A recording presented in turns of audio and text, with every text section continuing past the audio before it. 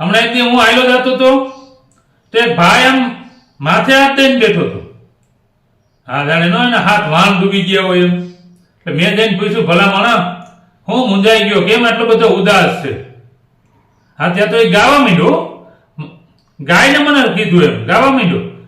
એ કે કરમની કઠણાઈ મારા જેવી કોઈને નથી, ઓ કરમની કઠણાઈ મારા જેવી કોઈને નથી.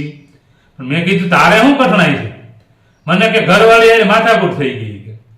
પણ મેં કીધું ભલામણ એ તો બધીને થતી હોય, એમાં કઈ એટલું બધું ઉદાસ થોડું થવાનું હોય.